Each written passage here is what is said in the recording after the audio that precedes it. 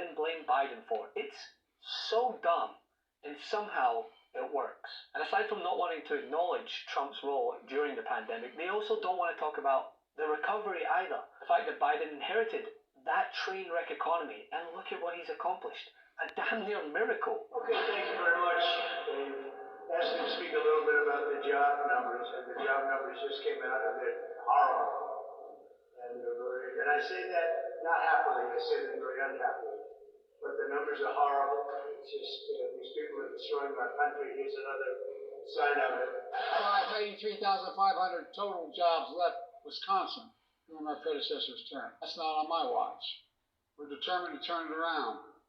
Thus far, since we've come to office, we've created, and with the governor's overwhelming leadership, we've created over 178,000 jobs in Wisconsin. We're going to create more here in Racine, and big time. If you had told me that the unemployment rate after COVID was going to be back down to 4% or lower, lowest in 50 years, isn't it? Absolutely. And if you had told me that 15 million jobs would have been created, that wages are higher now than they were pre-pandemic. Yeah. And the most jobs created in history, correct? In this 4-year period, yeah. Honestly, everything from record job numbers, unemployment, wages, and GDP, which, by the way, Trump assured the public in 2017 that the US economy, with his tax cuts, would grow at 3%. But of course then added, I think it could go to 4 or 5 and maybe even 6% ultimately. GDP, gross domestic product, that is the measure and the value of all goods and services produced in the United States, right? It's the size of the US economy. And like the rest of the world, we saw a significant drop. See when it goes down there? The constriction, that? In GDP in 2020. That was the pandemic. That was under Donald Trump's watch.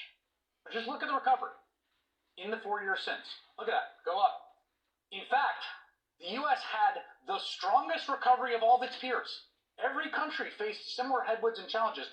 Last year, our economy grew faster than any other nation in the G7.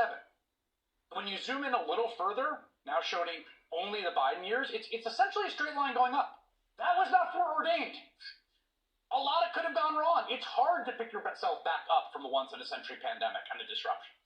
And even if you take the pandemic and exclude it, growth after inflation averaged 2.67% under Trump. Include the pandemic-induced recession and the average drops to an anemic 1.45%. By contrast, growth during the second term of then-President Obama's averaged at 2.33%, and so far under Biden, it's growing above 3.4%. Higher GDP, higher stock market, which again Trump promised would crash, but it didn't. Better economy by every single measure. So tell me again, average Americans, what the hell did Donald Trump do for you?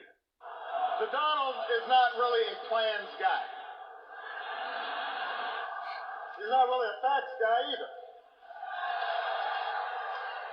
He calls himself a business guy, which is true, but I have to say I know plenty of businessmen and women who've achieved remarkable success without leaving a trail of lawsuits and unpaid workers and people feeling like they got cheated.